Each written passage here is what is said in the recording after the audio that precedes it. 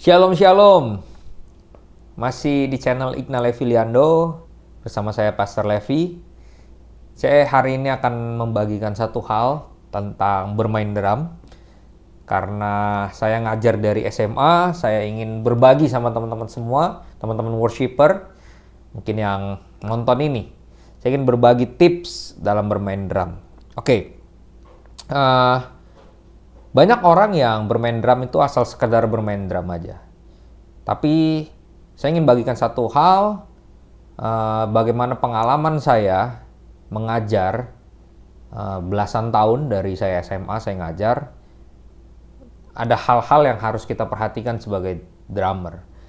Tentunya saya pengen worshiper di gereja juga memiliki kapasitas yang profesional di gereja. Main gak asal-asalan, karena ada sebuah quote yang saya pegang sampai hari ini bahwa dari Pak Kris Manusama ya. Jangan kita bilang ini untuk Tuhan, sedangkan manusia aja gak mau denger apa yang lu mainin. Nah, kita sering kali ngeklaim bahwa oh ini untuk Tuhan, yang penting hati. Enggak. Kalau kita punya hati, kita pasti latihan. Kita pasti kasih main. Kita pasti mau kasih yang terbaik. Oke? So, ini adalah tips bagi kita semua. Yang pertama adalah skill. Apa itu skill?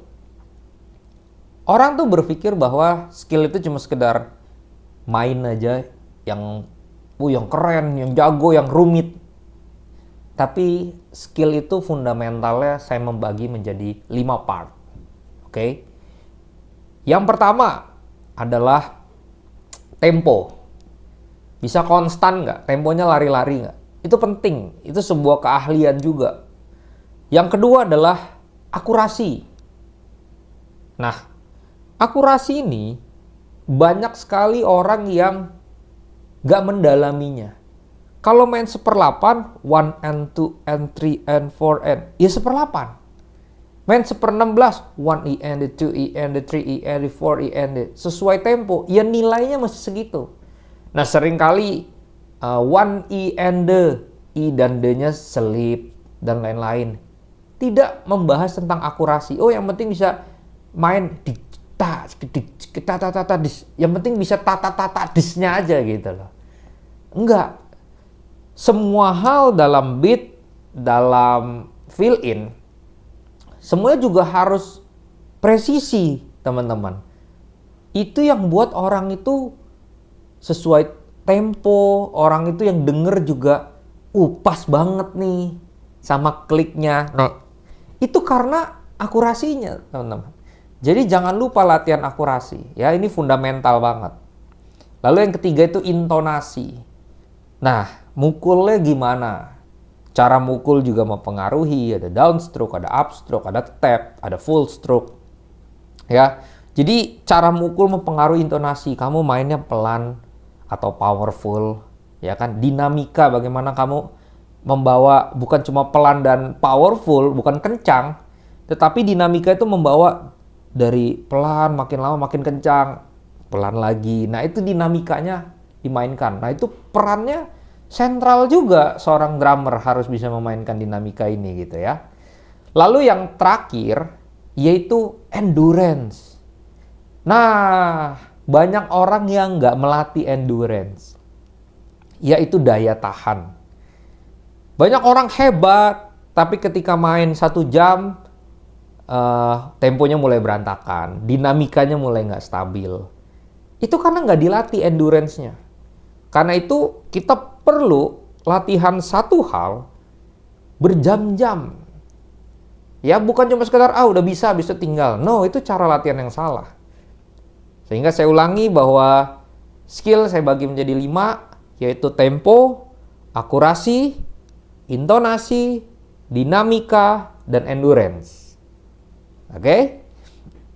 Lalu kita masuk hal yang kedua yang perlu diperhatikan. Musikalitas. Musikalitas itu saya bagi menjadi 3 part. Yang pertama adalah penempatan beat dan fill in. Nah, itu penting teman-teman. Musikalitas itu rasa seseorang bakat yang bermain musiknya itu dituangkan dalam sebuah musik gitu loh. Nah, musikalitas orang berbeda-beda. Ada orang skillnya udah jago banget, tapi musikalitasnya rendah.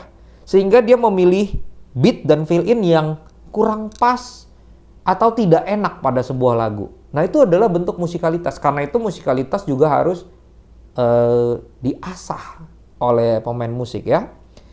Penempatan beat and fill in yang pertama, yang kedua adalah touch. Bagaimana kita punya feel touch-nya itu kayak apa? Kita mukulnya itu rasanya enak gak?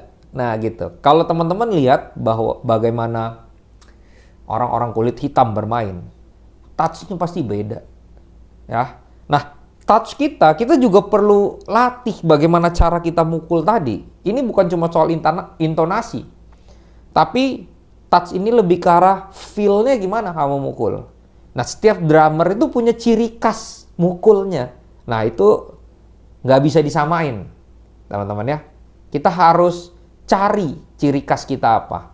Nah, itu touch yang kedua. Yang ketiga adalah menguasai genre. Nah, mungkin ada orang-orang yang bagus main jazz, tapi jelek di dangdut. Ada orang-orang yang bagus main di dangdut, tapi jelek di jazz. Sebaliknya seperti itu. Ada orang yang groove, ada rock, dan lain-lain. Nah, penguasaan genre ini penempatannya beda-beda teman-teman. Main jazz, feel-nya jazz. Blues. Berbeda dengan touch kamu, feel-nya kamu taruh rock tapi main di jazz. Nah, itu nggak masuk. Nah, ini banyak orang-orang juga yang nggak tepat. Oh, asal main, swing aja, swing. Nah, swing itu tekniknya ada tripletnya. Pakai triplet. Tapi kalau cuma sekedar main triplet, nggak ngerti genrenya yang dimainkan jazz, feel-nya nggak dapet jadinya. Nah, itu perlu kita lihat juga, oke? Nah, sekarang yang terakhir, yang ketiga, yaitu interpretasi lagu. Ini banyak pelayan Tuhan yang nggak concern di sini. Apa itu?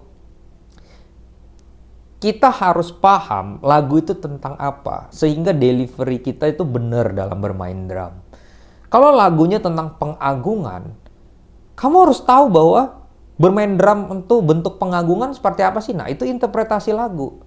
Kalau lagunya tentang pertolongan Tuhan, yang baik-baik, yang teduh, maka kita mainnya juga teduh. Nah, banyak orang yang nggak ngerti interpretasi lagu. Asal sekedar, 6/8, oke main aja 6/8. Tapi lagu ini ceritanya tentang apa? Kalau tentang kasih, sekalipun main 6/8, tapi ada sebuah frekuensi kasih yang disalurkan dalam bermain drum. Oke? Sehingga kita tuh beri rasa, orang tuh ngerti bahwa musik ini jadi satu kesatuan sedang memproyeksikan sesuatu gitu loh tentang lagu ini. Pesan saya adalah setiap drummer tetap dengerin lagu-lagunya apa aja yang dibawain, bukan cuma drumnya, tapi liriknya juga tahu tentang apa lagu ini. Oke, itu aja tips dari saya, Pastor Levi. Jangan lupa like, subscribe, and share kepada teman-teman pelayan yang lain. God bless you.